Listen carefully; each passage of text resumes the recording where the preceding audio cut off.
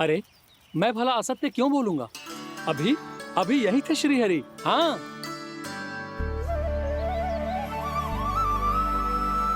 हाँ, जैसे श्री हरि को तो कोई कार्य है ही ना। वो तो आतुर होके बैठे रहते हैं, कब तुम हरि हरि बुलाओ और वो दौड़े चले आए। भगवान तो भक्तों के पास आने के लिए सदैव आतुर रहते हैं। बल्कि सत्य तो यह है कि भक्तों के मन में ही निवास करते हैं भगवान। भगवान तो भक्त के पास आने के लिए सदैव ही आतुर रहते हैं शंकरी मौसी। बल्कि सच्ची बात तो ये है कि भगवान हमारे मन में ही निवास करते हैं। कम से कम तू तो इसे बढ़ावा मत दे जशोदा। जब देखो जब हरि नाम की रट लगाए रहते है।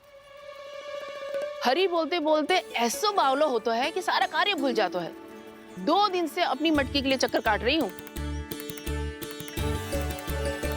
अभी तो एक चक्कर और लगाना होगा आपको। आपकी मटकी तैयार हो गई है, अभी लाता हूँ।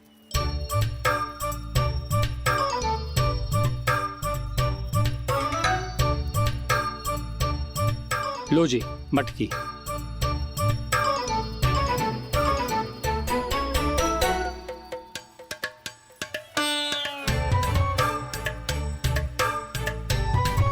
इस कच्चे मटके का क्या करूं मैं?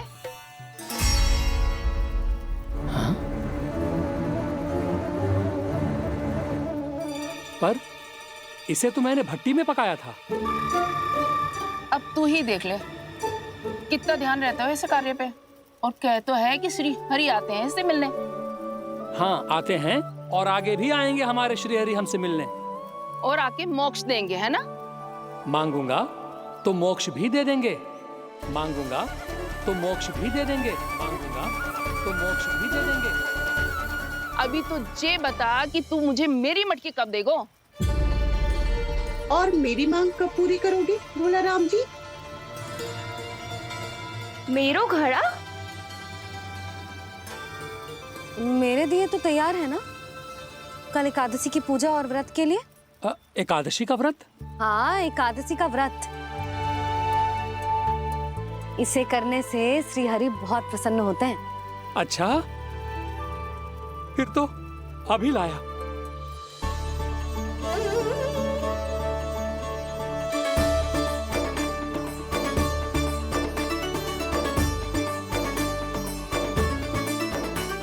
लो जी आपके दिए।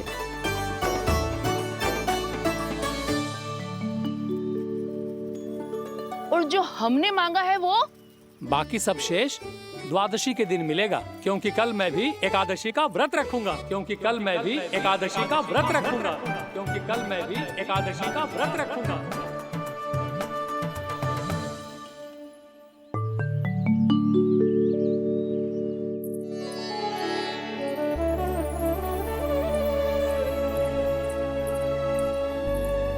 जानकी, फूलों का प्रबंध हुआ कि ना?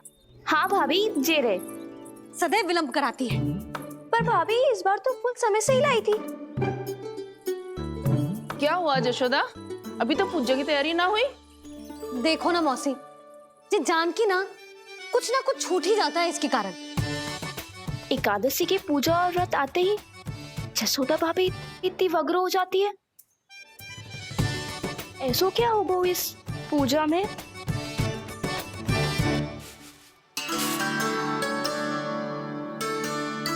ये थाली में रोली चंदन रखने से, दिया जलाने से के होगो? आपको पता भी है एकादशी का व्रत क्यों रखते हैं? क्या महत्व है इसका?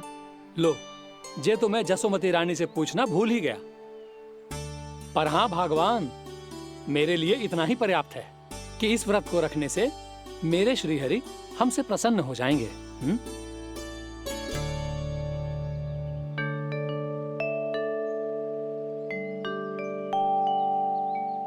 नारायण ही जाने ऐसे कैसे पूजा करते हैं जे श्री हरि की एक मूर्ति तक ना है इनके पास।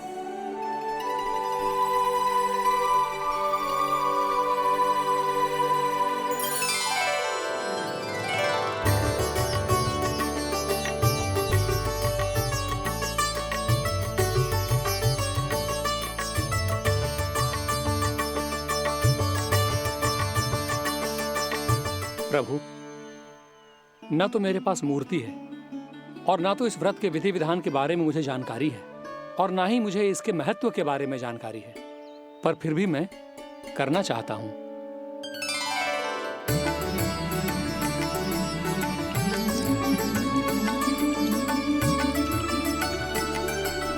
इसीलिए मैं दृढ़ संकल्प लेता हूं, पूरी निष्ठा के साथ, श्रद्धा के साथ और पूरी आस्था के साथ मैं इस व्रत को संपन्न करूंगा।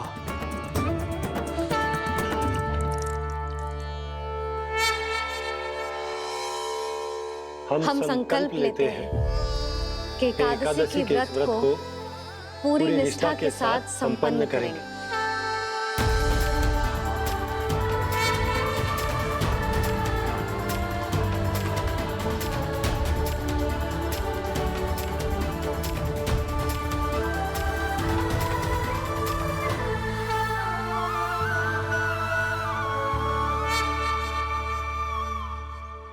तुलसी जी के पत्ते तो हैं ही ना।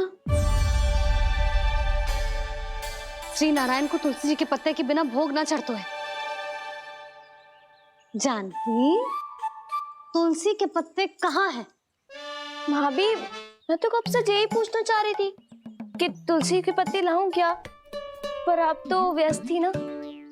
तुझे कितनी बार समझाओ है ना, यदि तेरे कछु करने से किसी और की कोई हानि ना हो रही हो या किसी के अच्छे कार्य में सहायता हो रही हो तो मुझसे आज्ञा लेने की आवश्यकता ना है। समझ गई भाभी, आगे से जाना उनको। ले अभी लेकर आती हूँ।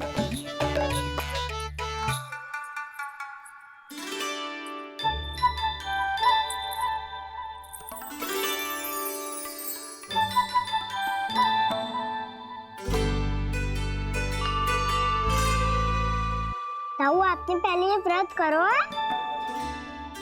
आपको इसका महत्व पता है? भाभी चल।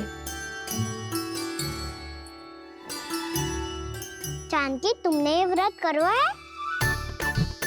फिर तुमको इसका महत्व पता है? सुमति जी, आपको पता है इसका महत्व? कान्हा, क्यों तंग कर रहा है सबको? मैया, सबने करो ये व्रत, मुझे भी करना है।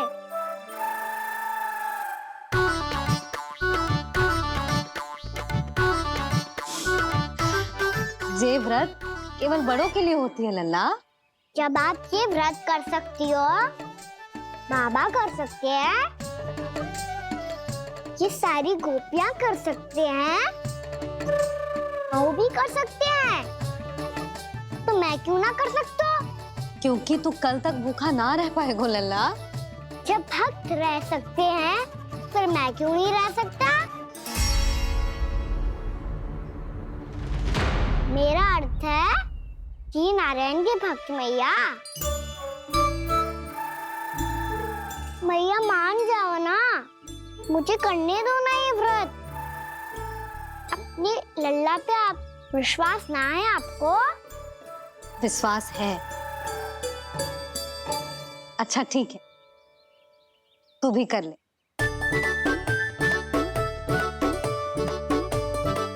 पर मैया, व्रत की कथा तो सुनाओ, मैं तो अबध हूँ ना। मुझे कैसा पता चलेगा कि ये व्रत करते क्यों हैं?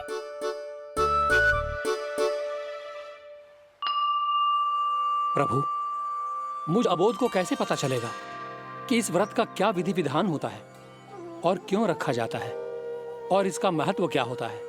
मुझे तो आप ही बता सकते हैं प्रभु। जब व्रत कर रहे हैं तब उसका महत्व भी पता होना चाहिए ना। बताओ ना मैया, क्यों रखते एकादशी का व्रत? इसके लिए तो तुझे एकादशी की कथा सुननी होगी। सुनेगो ना?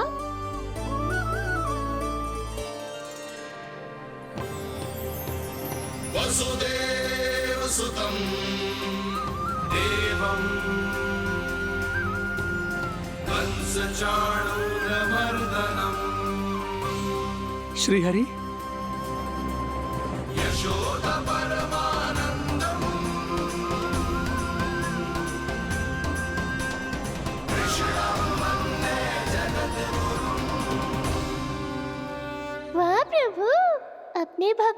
एकादशी व्रत का महत्व समझाने का अच्छा उपाय खोज निकाला है आपने।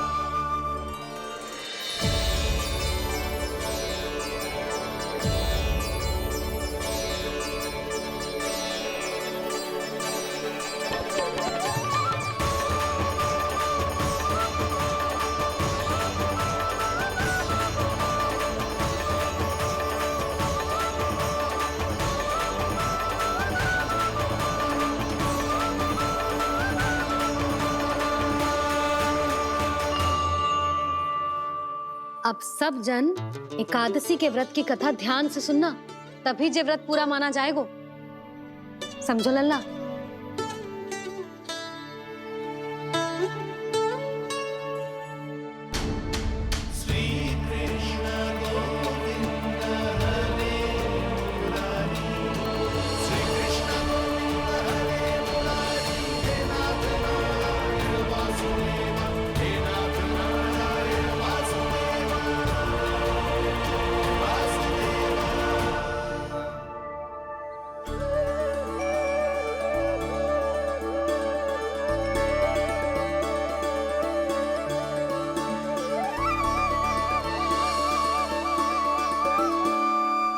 सतयुग में चंद्रावती नाम के नगर में मूरा नाम का एक असुर राज्य करता था। ओम ब्रह्मदेवाय नमः। ओम ब्रह्मदेवाय नमः। ओम ब्रह्मदेवाय नमः। ओम ब्रह्मदेवाय नमः।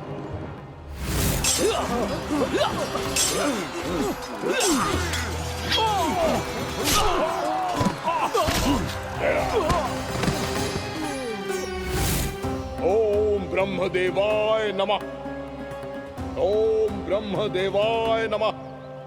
जब उसने देवताओं के हाथों असुरों की पराजय देखी, तब वो वरदान पाने के उद्देश्य से ब्रह्मा जी की तपस्या करने चला गया।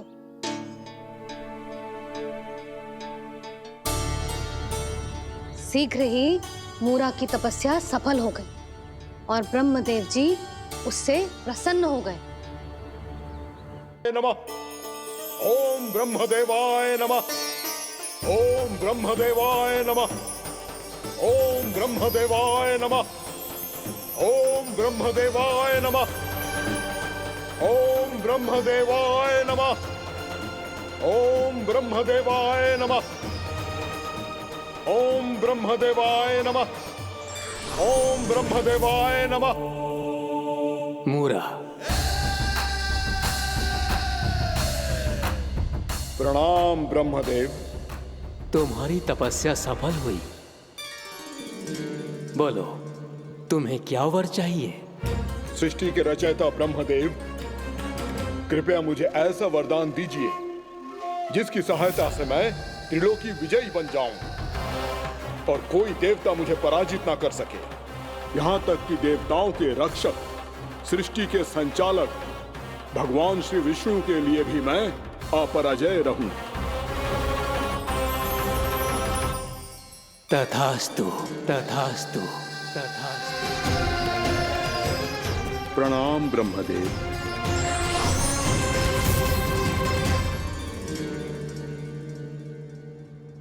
ऐसा वरदान पाकर मूरा बहुत अभिमानी होगा।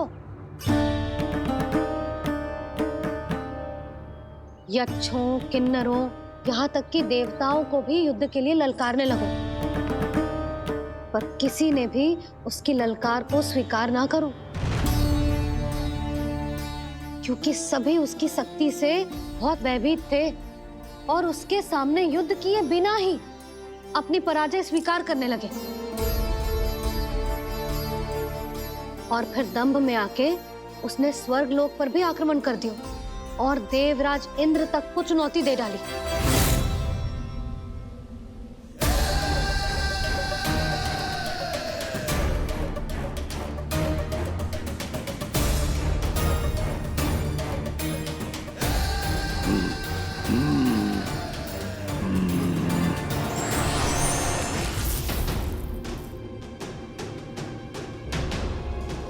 मैं प्रतीक्षा कर रहा हूं देवराज। क्या उत्तर है तुम्हारा? मुझसे युद्ध करोगे या फिर बिना लड़े ही पराजय स्वीकार कर मेरे अधीन हो जाओगे और सौंप दोगे मुझे अपना ये स्वर्ग लोक? सारी शक्ति तुम्हारे मुख में है या कुछ बाहुबल भी है तुम्हारे पास? मैं तुम्हारी चुनौती स्वीकार करता हूं मूरा। मैं तुम्हारी चुनौती स्वीकार करता हूं मूरा।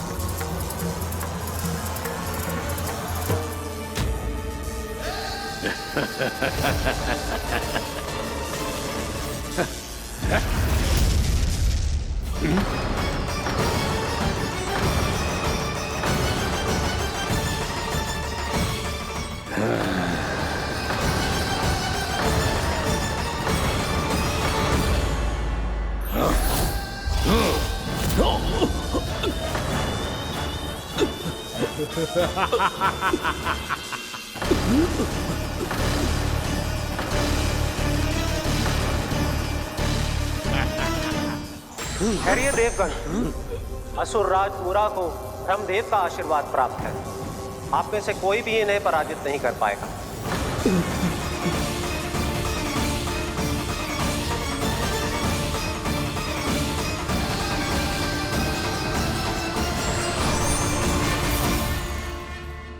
एक अवसर और देता हूं देवराज। युद्ध या अधीनता, क्या उत्तर है तुम्हारा देवराज?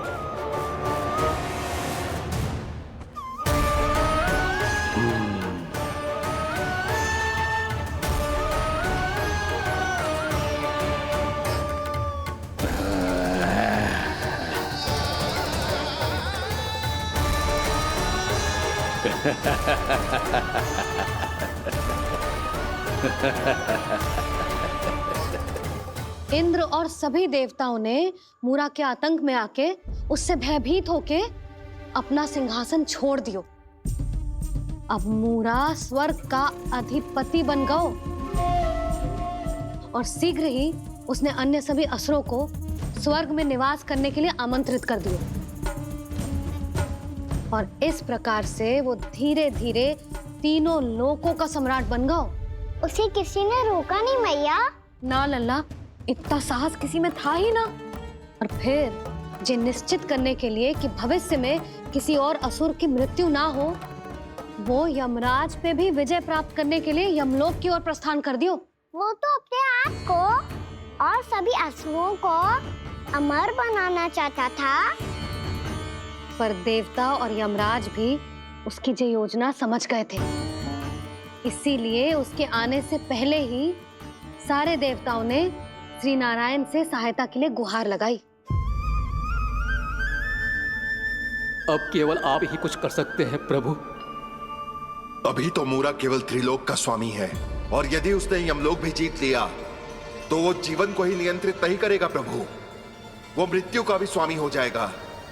ऐसे में पहले सृष्टि का संतुलन तो नष्ट होगा प्रभु, और फिर स्वयं सृष्टि ही नष्ट हो जाएगी। ऐसा नहीं होगा यमदेव, नियति ऐसा होने ही नहीं देगी। विधि रचेगी खेल और मैं बनूंगा माध्यम। असुर राज मुरा का सामना मैं करूंगा। बस आप मुझे चुनौती देने के लिए उसे तैयार कर लीजिए, चाहे उसके लिए आपको साम दाम दंड भेद कोई भी उपाय क्यों ना अपनाना पड़े।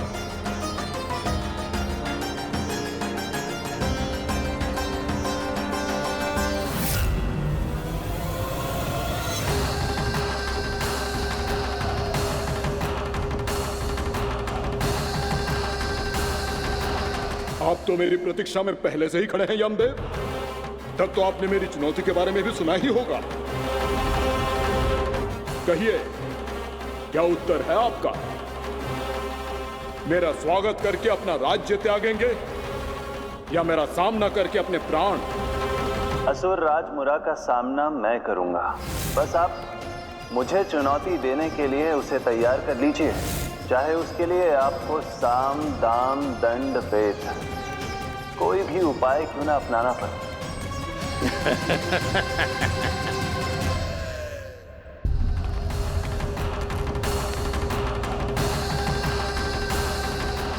आप तो मेरी प्रतीक्षा में पहले से ही खड़े हैं यमदेव। तब तो आपने मेरी चुनौती के बारे में भी सुना ही होगा। कहिए, क्या उत्तर है आपका? मेरा स्वागत करके अपना राज्य त्यागेंगे या मेरा सामना करके अपने प्राण? हे असुर श्रेष्ठ, मैं आपकी अधीनता स्वीकार करने के लिए तैयार हूं। बस एक विनती है मेरी। शर्त को विनती का नाम देकर पहलाना चाहते हो मुझे यमराज? असुर राज मूरा के सामने शर्त रख पाओ, इतना सामर्थ्य नहीं है तुम में। इसका आभास है मुझे असुरराज, पर मैं आपकी अधीनता स्वीकार करूं इससे पहले आपको स्वामी धर्म का पालन करना होगा। मेरे पुराने स्वामी के क्रोध से मेरी रक्षा करनी होगी आपको। कौन है तुम्हारा पुराना स्वामी? भगवान श्री नारायण। और छोटी माँ मूरासुर को तो श्री नारायण से भी रक्षा का वरदान प्राप्त था ना? यही तो श्री नारायण की लीला थी बलराम।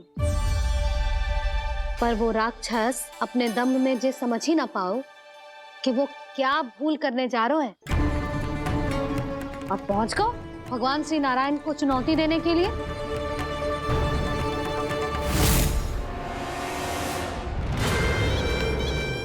वहीं ठहर जाओ असुर राज मूरा।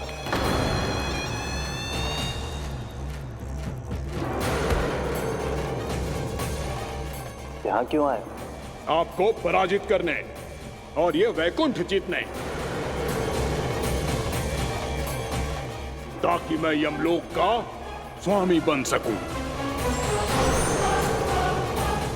फिर आओ, युद्ध भूमि में मेरा सामना करो।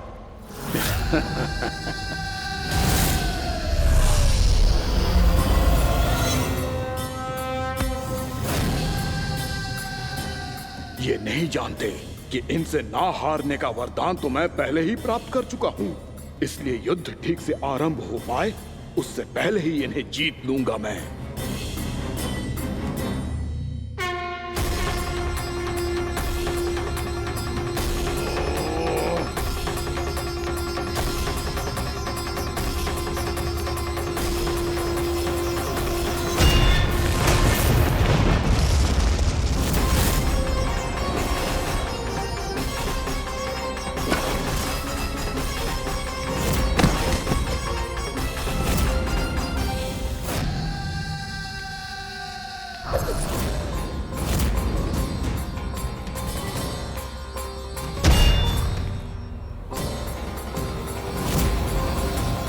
और इस प्रकार जे युद्ध वर्षों वर्षों तक चलता रहो।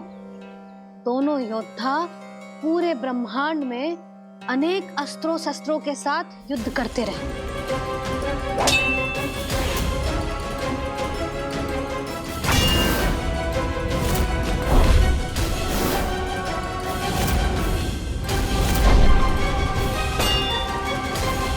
फिर क्या हुआ मैया?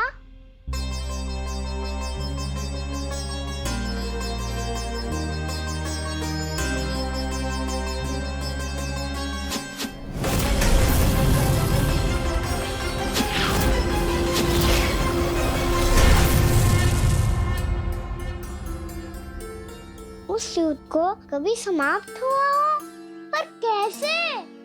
शीघ्र ही वो राक्षस थक गौ लल्ला।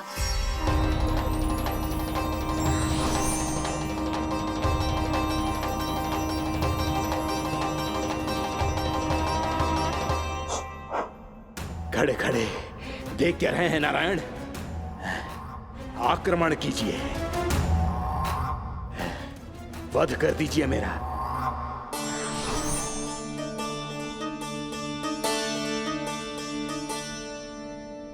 मैं तुम्हारी वीरता से प्रभावित हूं, इसीलिए इतनी थकान की स्थिति में मैं तुम जैसे वीर पर आक्रमण नहीं करूंगा। जाओ विश्राम करो। यदि फिर से युद्ध करने की इच्छा हो तो तुम्हारा स्वागत होगा।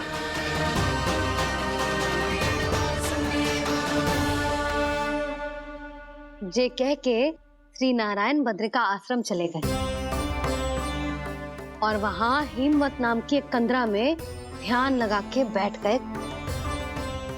उधर वो राक्षस विश्राम करने लगो। अनेकों दिन बीत गए और अब वो राक्षस मूरा फिर से स्वस्थ होके बलवान हो गया था। उसने अपनी सारी शक्ति फिर से प्राप्त कर ली थी। श्री नारायण ने उस पर दया करी थी, पर वो फिर से श्री नारायण को छलने को तैयार होगा।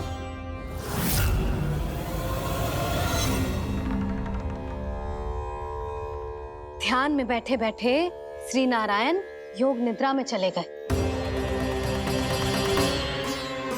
पर दुष्ट मूरा इसी अवसर का लाभ उठा के उनकी कंदरा में घुस आयो ताकि वो सोते हुए श्री नारायण पे आक्रमण कर सके।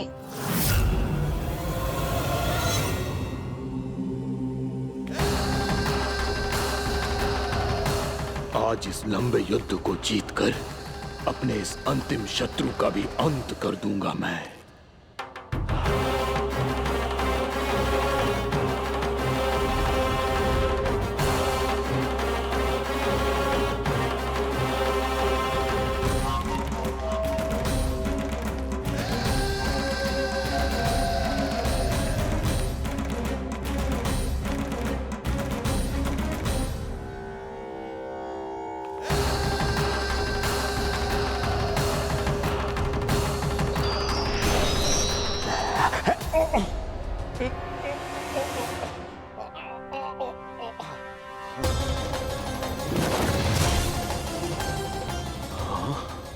दुष्ट राक्षस,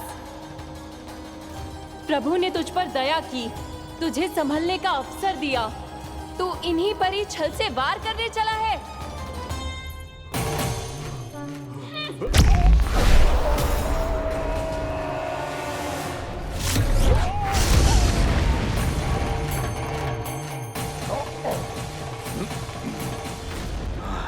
मैं अजय हूँ, मुझे कोई पराजित नहीं कर सकता। ब्रह्मा का वरदान है मुझे।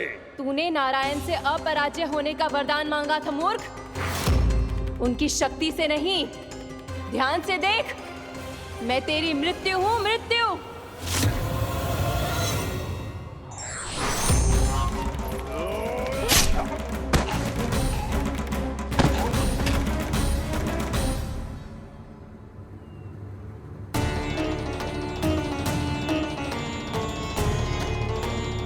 वो देवी कौन थी छोटी माँ?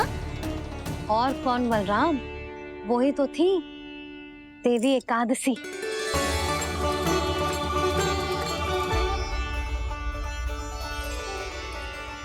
मुझे क्षमा कीजिए प्रभु, आपकी आज्ञा के बिना ही युद्ध करके आपके शत्रु को मृत्यु के घाट उतार दिया। क्षमा नहीं, आपकी तो प्रशंसा होनी चाहिए देवी।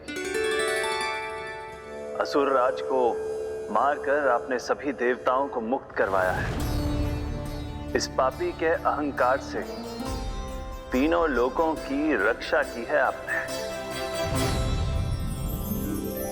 आप एकादशी की तिथि पर मेरी एकादश इंद्रियों से उत्पन्न हुई हैं। इसीलिए मेरे सभी भक्त आपको उत्पन्न एकादशी के नाम से जानेंगे।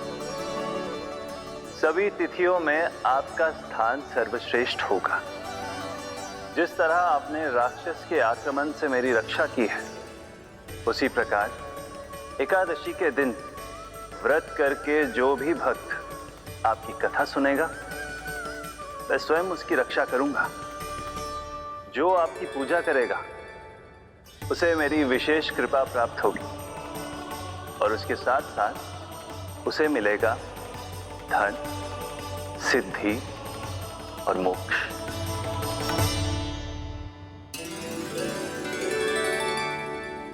इसीलिए आज के दिन व्रत रखने का बहुत अधिक महत्व होता है। बोलो एकादशी मैया की जय। बोलो श्री नारायण भगवान की जय।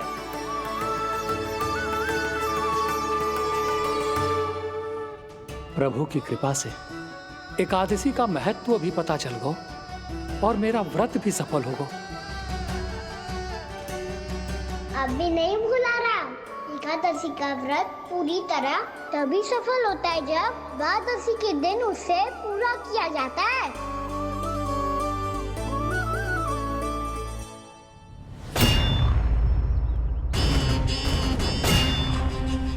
आवश्यक है आपको यह आभास होना कि उस विष्णु अवतार को पराजित करने के लिए आपके साधारण योद्धाओं में वो सामर्थ्य नहीं है।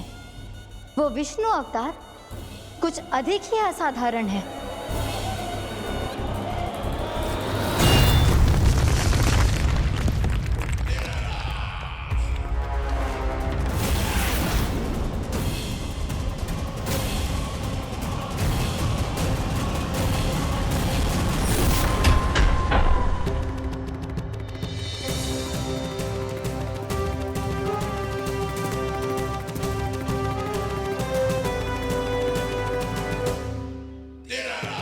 अब मैं दिखाऊंगा उस विष्णु अवतार को असाधारण शत्रु क्या होता है।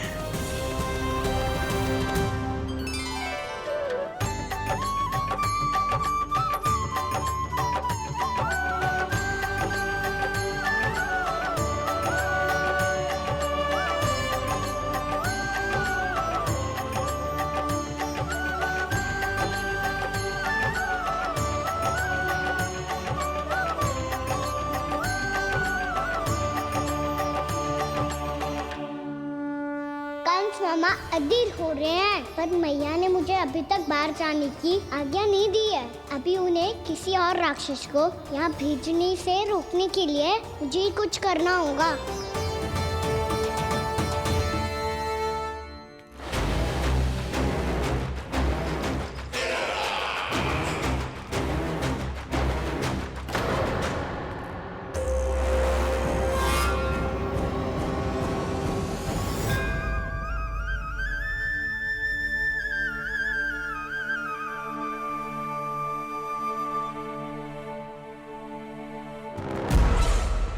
कौन हो तुम? बचपन से ही मुझे मारने का सपना देख रहे हैं, फिर मुझे ही नहीं पहचानते।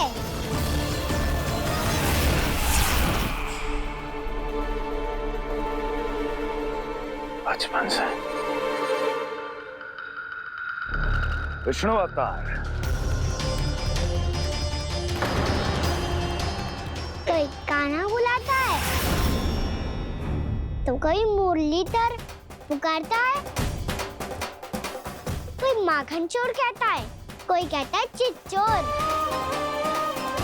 पर विष्णु अवतार इस नाम से तो बस आप ही मुझे बुलाते हो मामा जी। इतना साहस, ये तो यहाँ आ गया है।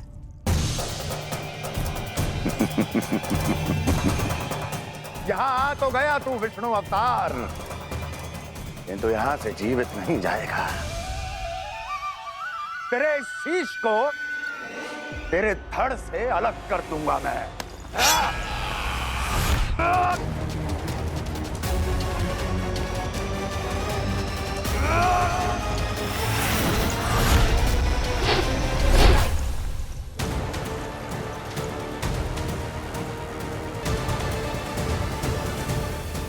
कहाँ देख रहे हो मामा जी? मैं तैयार हूँ।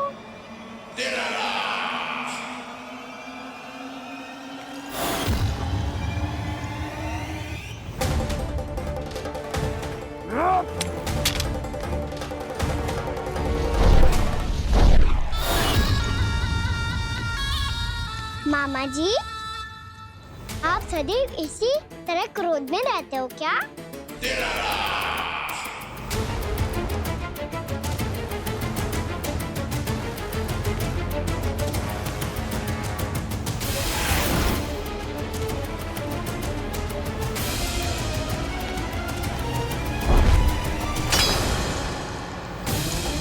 छोड़, छोड़ मेरी तलवार को। छोड़ो तो तब जब पकड़ा हूँ।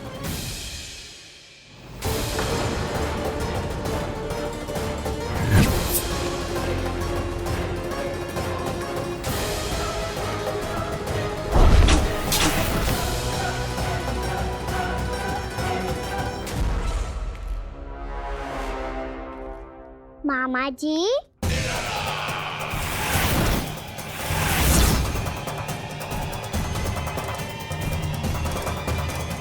आप थक गए होंगे, थोड़ा विश्राम कर लो। आपका तो पता नहीं, मैं अवश्य से थक गया हूँ।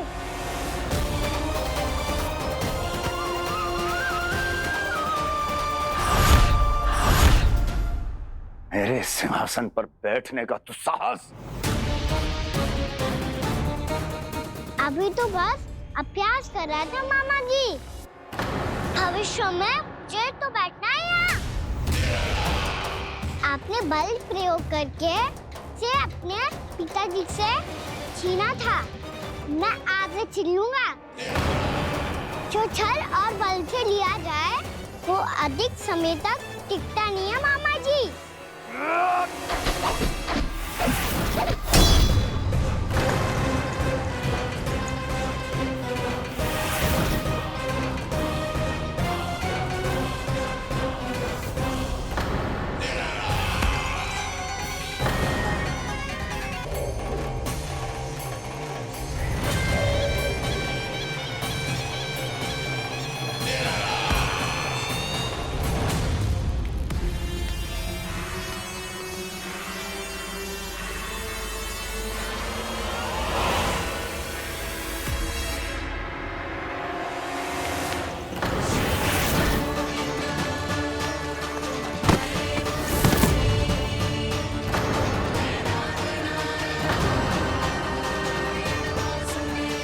शीघ्र ही आपको ये सिंहासन छोड़ना होगा।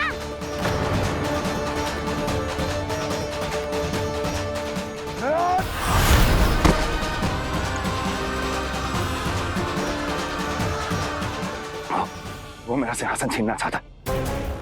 वो आ रहा है, वो आ रहा है। सैनिकों,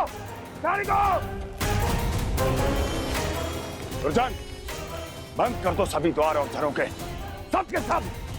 इसकी हर संभावना पर इतना कड़ा पहरा बिठा दो कि ना तो कोई महल के भीतर आ सके, ना कोई बाहर जा सके। मुझे महल की चप्पे चप्पे की सूचना चाहिए। जाओ।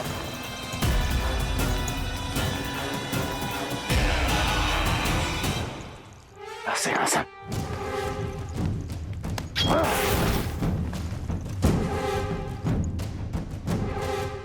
अब आ, दुष्ट मायावी, ए छलिया विष्णु अवतार, मैं कंस तेरी प्रतीक्षा कर रहा हूँ। देखता हूँ मेरे सिंहासन पर कैसे बैठता है तू। मुझे तो बस कुछ समय चाहिए था, वो मिल गया। अब करते रहिए आप प्रतीक्षा।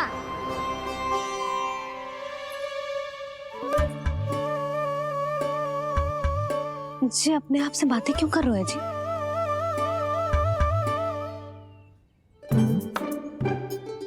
आप मुस्कुरा क्यों रहे हो? ना कछु ना। बताओ क्यों मुस्कुरा रहे हो? तुम्हीं पर गए हैं जी। जब तुम व्रत करती हो तो तुम भी ऐसा ही करती हो। इसी प्रकार भूख अधिक लगने पर अपना ध्यान भटकाने के लिए स्वयं से ही बड़बड़ाती रहती। होगा। आपको तो बस मेरा उपहास उड़ाने के लिए बहाना चाहिए।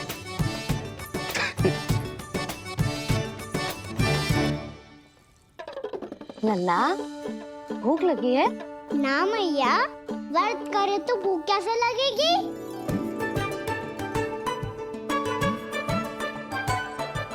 यदि लगी हो तो छोटे बालकों को थोड़ी बहुत भूल चूक क्षमा होती है। कछु ना तो फल तो तू खा ही सकते है। अब तो पूरे नियम और विधि विधान से व्रत तोड़ूंगा। कल द्वादशी के सुबह मुहूर्त के अनुसार। ठीक।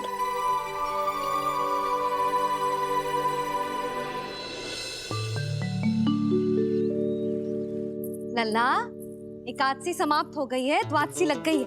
अब तू व्रत तोड़ सकते है। भोजन कर ले। ले।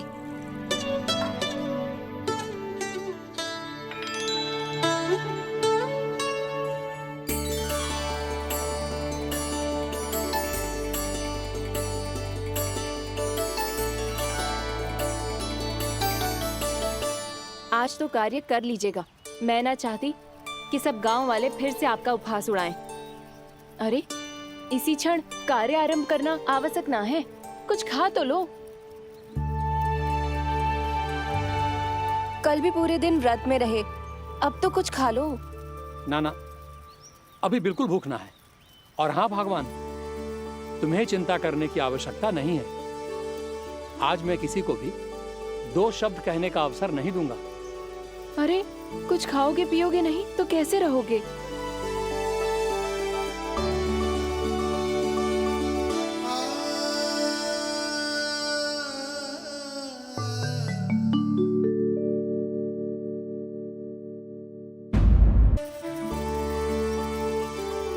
अरे इसी क्षण कार्य आरंभ करना आवश्यक ना है, कुछ खा तो लो।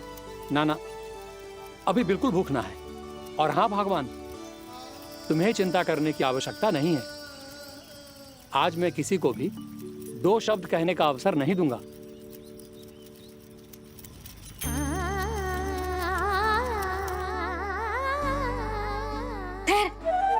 मैं तेरे लिए मट्ठा लेके आती हूँ। व्रत के बाद पीने से पेट ठंडा रहता है। रुक।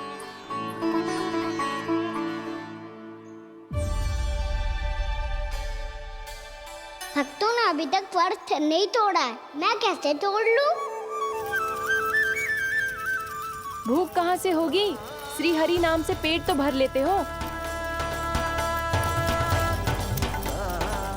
श्री हरि श्री हरि श्री हरि।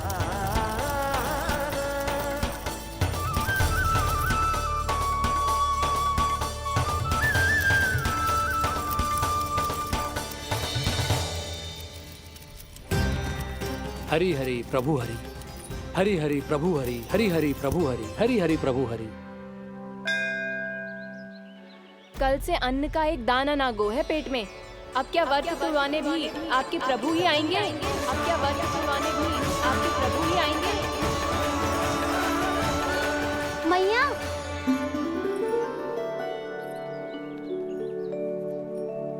मैया पहले व्रत तोड़ के कच्चू खा तो लो। अभी ना, लौट के आने के बाद। हाँ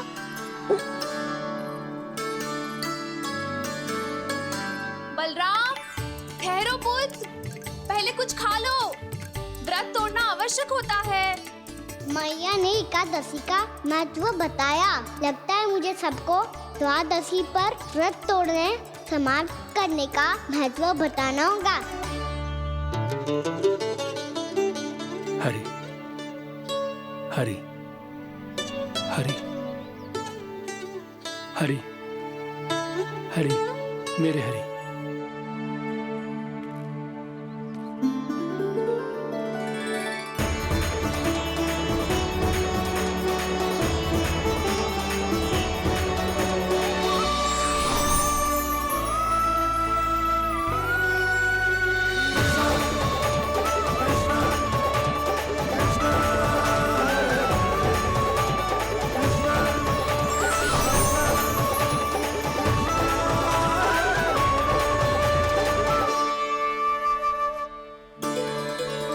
अभी अभी तो मैंने बच्चों की माँ को वचन दिया था कि आज किसी को शिकायत करने का अवसर ना दूंगा, और अब मैं प्रभु श्री हरि की कल्पना जसोमती रानी के लल्ला में ही करने लगा।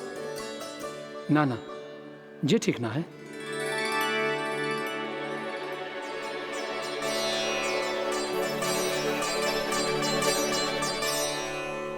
ठीक है तो है, बिल्कुल सही पहचाना है आपने। बड़े तो बड़े, अब तो बालक भी हमारा उपहास उड़ाने लगे। मैं आपका उपहास नहीं उड़ाने आया, मैं तो आपके एकादशी के व्रत को पूरा कराने आया हूँ।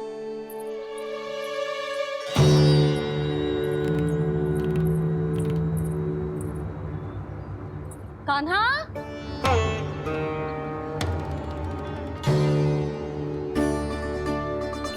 तो ये रे आपकी छड़ी और ये रे मेरी पीठ। सेक बिना ताकत तोड़। आज तो इसकी पीठ सेक के रहूंगी मैं। मैया घर पे भूखी मुझे ढूंढ रही होगी। लो आज द्वादशी के दिन पहले प्रहर में भोजन करके अपना एकादशी का व्रत पूरा करो आप। धन्यवाद राजकुमार, पर अभी हमें भूख नहीं है। बहुत सारा काम पड़ा है और अभी थोड़ी ही देर में शंकरी बहन भी अपनी मटकी लेने आती होंगी।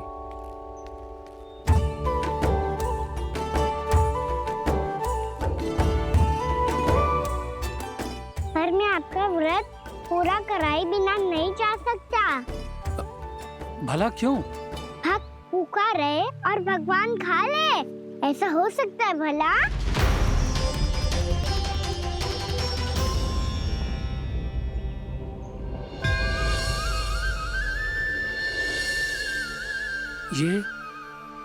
ये कैसा भ्रम हो रहा है मुझे लगता है अपना काम करना चाहिए। एकादशी के पहले प्रार में व्रत पूरा करना बहुत आवश्यक होता है, ना तो एकादशी का व्रत भी पूरा ना मानो जातो। इतनी सारी ज्ञान की बातें तुम्हें कैसे पता है लल्ला?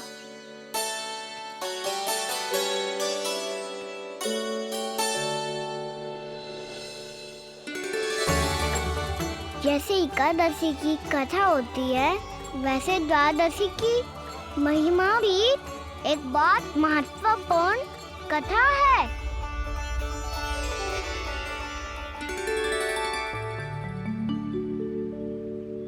कैसी कथा? बिल्कुल सही समय पे आई हो आप, क्योंकि आपको ये कथा आपको अवश्य सुननी चाहिए।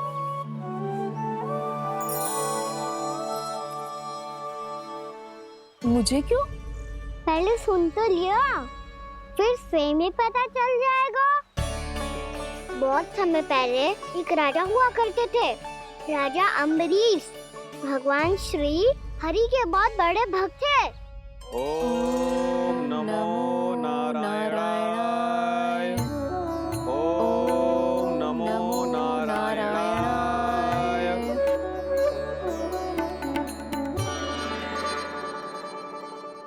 नेक पुण्य के काम करते थे वो। अपनी पत्नी के साथ हरि का नाम जपते रहते थे।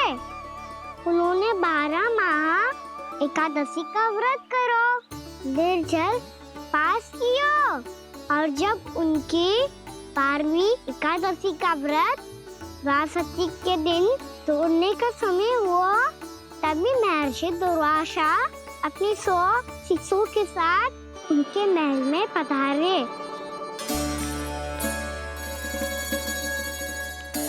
प्रणाम स्वीकार करें महर्षि। आप जैसे महान ऋषि मेरे राज्यसभा में आए, वो भी ऐसे अवसर पर जब मैं और मेरी पत्नी निरंतर 12 एकादशियों के बाद अंतिम एकादशी का व्रत तोड़ेंगे। इससे बड़े सौभाग्य की क्या बात हो सकती है हमारे लिए? आज आपके साथ साथ मेरा और मेरे शिष्यों का एकादशी व्रत भी पूरा होगा। संभव है प्रभु की इच्छा यही हो कि हम सब अपना व्रत एक साथ तोड़ें। ये तो अत्यधिक प्रसन्नता की बात है महर्षि। तो फिर ठीक है, हम सब यात्रा से थके हैं। व्रत तोड़ने से पहले हम स्नान करना चाहते हैं। जैसी आपकी इच्छा महर्षि। जब तक आप लोग लौटेंगे तब तक आपके सारे प्रबंध यहाँ हो चुके होंगे।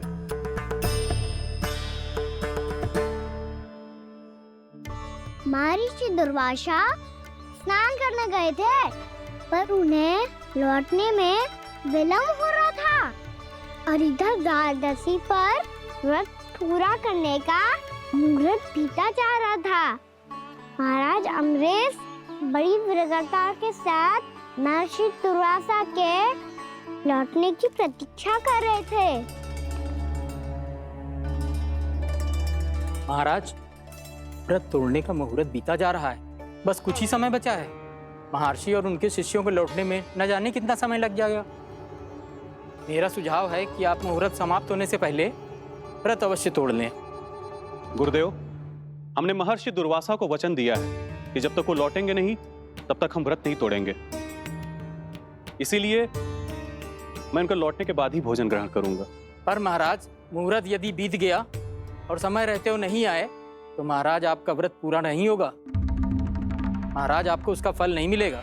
महाराज, 12 एकादशियों का व्रत व्यर्थ चला जाएगा। किंतु गुरुदेव, यदि मैंने भोजन कर लिया तो ये तो अतिथियों का अपमान होगा। आप उचित कह रहे हैं महाराज। भोजन के लिए उनकी प्रतीक्षा अवश्य कीजिए महाराज, पर मुहूर्त रहते हुए एक तुलसी का पत्ता और जल ग्रहण कर लीजिए। इससे आपका व्रत भी पूरा हो जाएगा और अतिथि का मान भी रह जाएगा।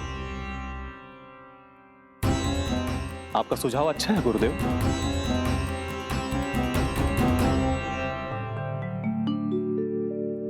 जैसे ही महाराज ने तुलसी का पत्ता खायो, वैसे ही महर्षि दुर्वासा लौट आए। महाराज,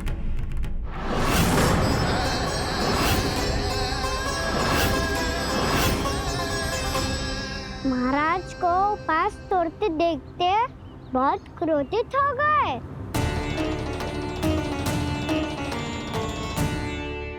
बहुत बड़े भक्त हैं आप, परंतु आप ये नहीं जानते अपने अतिथियों के साथ कैसा व्यवहार करना चाहिए। आपने हमें साथ भोजन करने का वचन दिया था, पर अपना व्रत क्यों तोड़ा आपने?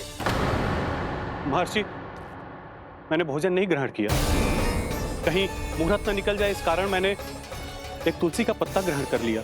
56 भोग खाया हो या एक पत्ता, अपना व्रत तोड़कर अतिथियों का अपमान किया है, मेरा अपमान किया है। अब आपको दंड भोगना होगा ताकि आप सीख पाएं कि अतिथियों के साथ कैसा व्यवहार होना चाहिए। महर्षि, आप जो भी दंड मुझे देंगे मुझे स्वीकार है, किंतु आप क्रोधित मत होइए। क्रोध का कारण आपने दिया है महाराज। एक महर्षि का अपमान करके राक्षसी प्रवृत्ति का परिचय दिया है आपने, इसीलिए अब एक राक्षसी आपको दंड देगी।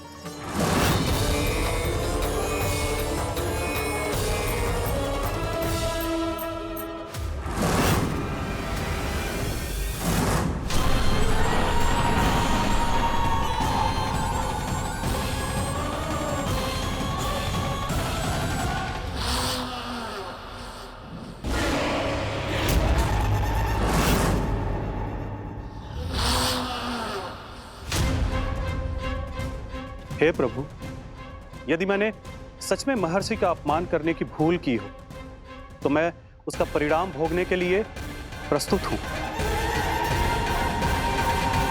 ओम नमो नारायणाय, ओम नमो नारायणाय नमः। महर्षि दुर्वासा को यह आभास ही नहीं था कि महाराज अम्बरीश ने उनका अपमान नहीं किया था। फिर भी उसे अपमान मान के वो श्री नारायण के भक्त पे संदेह कर रहे थे। मैंने भी तो भोला राम की भक्ति पे संदेह किया था। हे नारायण, ये क्या पाप हो गया मुझसे? संदेह किसी अपमान से कम ना हो तो, और भगवान सब सह सकते हैं, पर उनके प्रिय भक्तों का अपमान सहन ना कर सकते। इसीलिए उन्होंने अस्थिचेप करने का निर्णय लिया।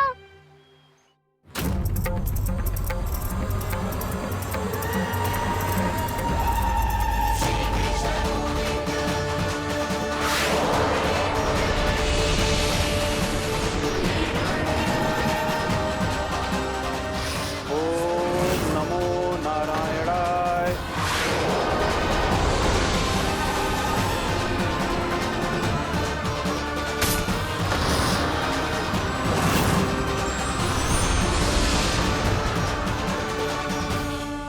और फिर भगवान का वो सुदर्शन चक्र महर्षि दुर्वासा के पीछे पड़ गया।